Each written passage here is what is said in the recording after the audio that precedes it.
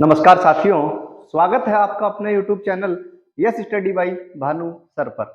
साथियों, आप लोगों को बहुत बहुत धन्यवाद कि आप लोगों के इतने अच्छे सपोर्ट से हम इतनी जल्दी एक एक के या 1000 सब्सक्राइबर हमने पूरे कर लिए साथियों। तो ये आप लोगों का प्यार हमेशा ऐसा ही बना रहे साथियों, और बहुत जल्द हम 2K 10K 100K फिर सब कंप्लीट करने वाले हैं साथियों। क्योंकि हमारी मेहनत और आप लोगों का प्यार ऐसे ही रहा तो बहुत जल्दी हम आगे बढ़ जाएंगे साथियों।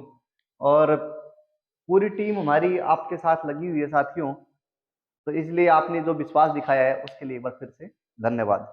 साथियों, हमारा टॉपिक चल रहा था किले एवं स्मारक, और किले और स्मारक में हम साथियों बात कर रहे थे कौन से किलों की जो विश्व धरोहर की सूची में शामिल है, जिसमें हमने पढ़ लिया था चित्तौड़गढ़ का किला, कुंभलगढ़ का किला, गागरोन का किला, और आज हम पढ़ने वाले हैं साथियों कौन सा किला, जैसा कि आपको दिख रहा होगा जैसलमेर का किला। जैसलमेर के किले के साथियों हम पढ़ने वाले हैं इसके बारे में। तो सबसे पहले अपन जो पढ़ाते आए वही पढ़ेंगे। सबसे पहले गुरुजी निर्माण। देखिए साथियों, अपना लक्ष्य कोई कोर्स को पूरा करवाना नहीं है, जो भी पढ़ना है पूरा ईमानदारी से पढ़ना है, कंप्लीट पढ़ना है। निर्माण साथियों करवाते हैं रावल, ये महारावल की इनके पास पदवी थी, रावल जैसल, ये साथियों करवाते हैं 1155 ईस्वी में। 1155 ईस्वी में निर्माण कार्य शुरू करते हैं रावल जैसल। ये भाटी वंश के थे साथियों। ध्यान रखें कि 1155 में काम शुरू करवा देते हैं, लेकिन अल्पकाल 7 वर्ष का जो निर्माण काल हो जाता है तो रावल जैसल की हो जाती है मृत्यु, और इनका जो उत्तराधिकारी होता है शालीवाहन। शालीवाहन जो इसका उत्तराधिकारी होता है वो इस दुर्ग के निर्माण को पूरा करवाता है साथियों। उसके बाद साथियों और बात करेंगे इनके बारे में, कुछ इस दुर्ग के क्या क्या नाम है। तो साथियों सुने, इस दुर्ग को हम कह देते हैं सोनारगढ़। सोना शब्द हमने खूब सुना होगा, उसी से बना है सोनारगढ़, या साथियों हम बोल देंगे इसको सोनगढ़। देखें, सोनारगढ़ इसलिए कहा गया कि जब इस पर ये जो किला है पीले पत्थरों से निर्मित है साथियों, और पीले पत्थर पर जब सूरज की किरणें पड़ती थी, सूरज चमकता था, तो ये जो पीले पत्थर थे सोने की तरह नजर आते थे, इस कारण जिसका नाम पड़ा सोनारगढ़ या सोनगढ़ साथियों। उसके बाद साथियों बात करें कि इसके चारों तरफ मरुस्थल हैं, चारों तरफ मरुस्थल से घिरा हुआ है, इस कारण से ये कौन से श्रेणी में आ जाएगा, ये साथियों आ जाएगा धानमन दुर्ग की श्रेणी में। किस कारण से, चारों साइड या चारों तरफ मरुस्थल से घिरा हुआ, चारों तरफ मरुस्थल से घिरा होने के कारण कौन सी श्रेणी में आ जाएगा साथियों, ये आ जाएगा धानमन दुर्ग की श्रेणी में साथियों। उसके बाद साथियों बात करें कि गुरुजी इसका आकार कैसा है, तो मैं साथियों बता दूं इसका आकार, इसकी जो लंबाई चौड़ाई है 1500 बाई 750 वर्ग फीट इसकी लंबाई और चौड़ाई है। ध्यान रखिए 1500 फीट लंबा और 750 फीट चौड़ा है। और साथियों इसकी ऊंचाई की बात करेंगे तो 250 फीट साथियों इसकी ऊंचाई, 250 फीट साथियों इसकी ऊंचाई है। तो लंबाई चौड़ाई की हम बात करें तो साथियों 1500 फीट और 750 फीट चौड़ाई और 1500 फीट साथियों है लंबाई साथियों। उसके बाद बात करें सर जी इस दुर्ग के अंदर कितने बुर्जे हैं। बुर्जे से तात्पर्य साथियों की दुर्ग की हाइट, जहां जहां पर ज्यादा हाइट है वो बात करेंगे बुर्जों बुर्जों की। तो साथियों इसके अंदर है 92 बुर्जे, कितने, 92 बुर्जे। थोड़ा सा कंफर्म कर लेना साथियों 92 है या 99 है, चलो 99 है, सॉरी 100 से एक कम है, 99 बुर्जे हैं साथियों। और बुर्जों का मतलब है जहां से सैनिक खड़े होकर हमला करते थे जिस पत्थर के पीछे, वो कहलाता था बुर्जा। बड़ी इमारत कोई भी, तो ध्यान रखें बुर्जों का मतलब है। अब इन बुर्जों पर क्या मिला है साथियों, तो इन पर ध्यान रखें, इन पर मारक निशान, जैसे किसी ने कोई हमला किया इस पर निशान लगे होंगे मारक निशान, या साथियों इसके ऊपर गोलियों से लगे छिद्र भी मिले हैं। तो ध्यान रखें इन बुर्जों पर मारक निशान और छिद्र भी मिले हैं साथियों। बात कर रहे हैं हम जैसलमेर के दुर्ग की साथियों। उसके बाद साथियों और बात करें इसके अंदर, किले के अंदर साथियों क्या है, किले के अंदर जो परकोटा बना हुआ है किले के चारों तरफ, जैसा थोड़ा सा उदाहरण से समझे, जैसे ये हमारा किला है, किले के अंदर एक बार एक दीवार, फिर दूसरी दीवार किले की सेफ्टी के लिए, तो डबल परकोटा हुआ। तो किले के अंदर दोहरा परकोटा है साथियों, दोहरा परकोटा, और इस दोहरे परकोटे का नाम दे दिया गया साथियों अमरकोट। नाम दे दिया गया अमरकोट। ध्यान रखें, दोहरे परकोटे को सम्मिलित रूप से क्या कहा गया है साथियों, तो सम्मिलित रूप से इसको कहा गया था कमरकोट। क्या कहा गया था, कमर, क्या लिख दिया, कमरकोट। ओके साथियों, उसके बाद बात करें साथियों हम कि दोहरा परकोटा हो गया गुरुजी, ठीक है, अमरकोट कहलाया दोहरा परकोटा। उसके बाद साथियों बात करें कि ये जिस पहाड़ी पर स्थित है, जिस पहाड़ी पर ये स्थित है उस पहाड़ी का नाम है साथियों त्रिकुट पहाड़ी। त्रिकुट पहाड़ी पर स्थित यह किला दूर से देखने पर अंगड़ाई लेता हुआ नजर आता, अंगड़ाई लेता हुआ, अंगड़ाई लेता हुआ नजर आता है। दूर से देखने पर साथियों ये किला अंगड़ाई लेते हुए, जैसे अंगड़ाई ले रहा है आदमी सो के उठने पर, वैसे नजर आता है साथियों।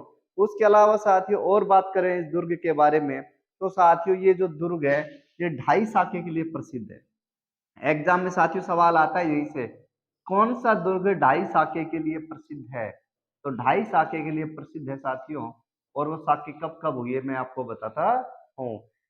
सबसे पहले जो शाखा हुआ, पहला शाखा, वो किसके टाइम में हुआ, तो साथियों उस टाइम जो शासक थे उनका नाम था महारावल मूलराज। क्या नाम था, महारावल मूलराज।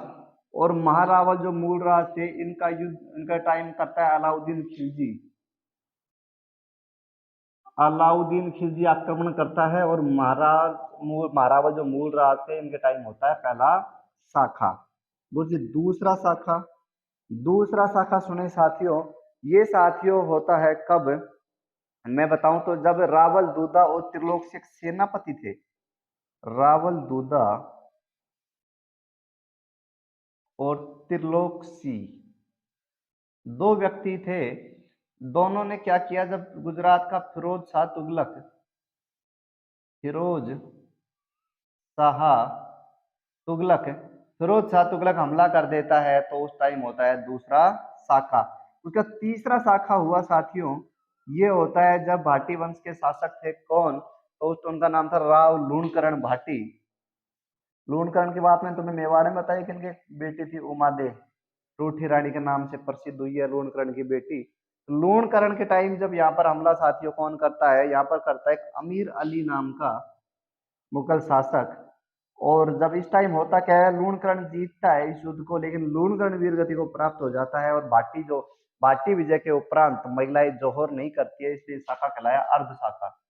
तो जैसलमेर प्रसिद्ध है साथियों 2.5 साके के लिए, 2 साके पूरे हैं और 1 शाखा आधा है साथियों। तो ध्यान रखें 3 साके साथियों होते हैं जैसलमेर के दुर्ग में, महारावल मूलराज के टाइम में पहला शाखा, दूसरा शाखा होता है रावल दूदा और त्रिलोकसी होते हैं उनके टाइम में, और तीसरा होता है लूणकरण भाटी के टाइम में। भाटी जीत जाते हैं लेकिन लूणकरण वीर गति को प्राप्त हो जाता है, इस कारण से इसमें क्या हुआ, केसरिया तो हुआ लेकिन जौहर नहीं हुआ, इसलिए शाखा कहलाया अर्ध शाखा साथियों। उसके अलावा बात करें गुरुजी और बताओ इसके बारे में, तो थोड़ा सा मिटा देते हैं इधर से, देखें देखें साथियों, इसके अंदर एक महल स्थित है जिसका नाम है बादल महल। बादल महल अपने प्राकृतिक परिवेश के लिए प्रसिद्ध है। प्राकृतिक परिवेश कहने का मतलब इसके अंदर जो प्रकृति का जो वैसा जैसा मौसम होता है वैसा ही इसके अंदर का माहौल होता है।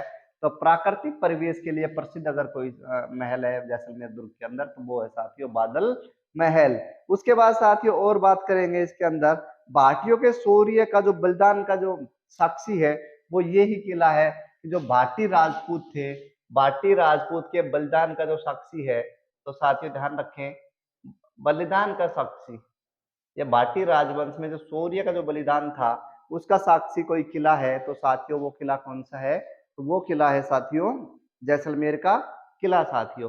देखें थोड़ा सा वापस एक बार फिर से जैसलमेर के दुर्ग को, तो जैसलमेर के दुर्ग को हम एक बार फिर से थोड़ा सा देख लेते हैं। तो ध्यान रखें इसके अंदर और भी कुछ चीजें हैं। इसका जो मुख्य द्वार है, जैसे ये वाला द्वार है मुख्य द्वार दिख रहा होगा, इसका नाम है अक्खा पोल। अक्खा पोल या अक्खो पोल भी कोई लिख देता है तो अक्खा पोल या अक्खो पोल। और अक्खो पोल इसलिए नाम पड़ा कि इसका निर्माण करवाते हैं अक्खराज भाटी।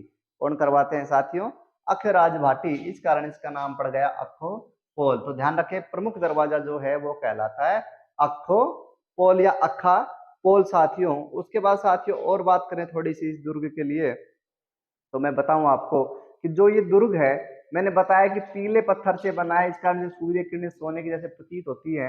लेकिन ध्यान रखें, इस दुर्ग की चिनाई में जो हुआ ना, वो उसमें चूने का उपयोग नहीं हुआ। चूने का उपयोग, इस दुर्ग के अंदर चूने का उपयोग नहीं हुआ है। तो साथियों ध्यान रखें, चूने का उपयोग नहीं हुआ इस दुर्ग के अंदर, ना कोई मिट्टी लगी, ओनली पत्थरों को आपस में सेट करके इस दुर्ग का निर्माण किया गया है साथियों। तो ये भी थोड़ा सा इंपॉर्टेंट है कि किस दुर्ग के अंदर चूने का उपयोग नहीं किया गया साथियों। तो हमारा आंसर क्या रह जाएगा? हमारा आंसर रह जाएगा साथियों जैसलमेर का दुर्ग। एक बार थोड़ा सा फिर से देख लें। निर्माण करवाते हैं कौन? रावल जैसल, लेकिन अल्पकाल के टाइम की मृत्यु हो जाती है लगभग 7 साल के बाद। और फिर इसका उत्तराधिकारी होता है शालीवाहन। शालीवाहन क्या करता है? इसको पूरा करवाता है। दुर्ग का नाम सोनारगढ़ सोनगढ़ पड़ा, सोने की तरह चमकने के कारण साथियों। उसके बाद बात करें, श्रेणी में आ जाता है धानमन दुर्ग। उसके बाद बात करेंगे साथियों, धानमन दुर्ग इसलिए कि चारों तरफ मरुस्थल है। और उसके बाद बात करें साथियों कि 15, इसका जो लंबाई चौड़ाई है 1500 फीट लंबा और 700 फीट 750 फीट चौड़ा है। हाइट की बात करेंगे साथियों तो 250 फीट की इसकी ऊंचाई है। उसके बाद साथियों बात करें कि 99 बुर्ज हैं जिनमें मारक निशान और छिद्र प्राप्त हुए हैं। दौरा पर कोटा है, इसको अमरकोट कहते हैं। प्रमुख दरवाजा खपोल कहलाता है, खिराज द्वारा निर्मित है। उसके बाद बात करेंगे बादल महल के अंदर स्थित है, जो प्राकृतिक परिवेश के लिए प्रसिद्ध है। 3 शाखे पूरे नहीं है साथियों, 2.5 शाखे के लिए प्रसिद्ध है। पहला शाखा महाराजा मूलराज के टाइम अलाउद्दीन खिलजी आक्रमण करता है उस टाइम में। दूसरा शाखा रावल दूदा के टाइम में होता है, जो रावल दूदा और त्रिलोक सिंह के सामने युद्ध करता है फिरोज शाह तुगलक। तीसरा होता है लूणकरण भाटी और अमीर अली के बीच में जब युद्ध होता है, तो साथियों इसमें केसरिया होता है लेकिन जौहर नहीं होता है साथियों। इस कारण से ये शाखा कहलाया अर्ध शाखा, और इसलिए किस कारण टोटल शाखे हो गए 2.5 शाखे साथियों। तो साथियों ये था जैसलमेर का दुर्ग। अगर आज का सेशन आप लोगों को अच्छा लगा है तो वीडियो को लाइक करें, शेयर करें, कमेंट करें, और ऐसे ही आप अपना प्यार बनाए रखें साथियों। आज के लिए इतना ही। Thank you.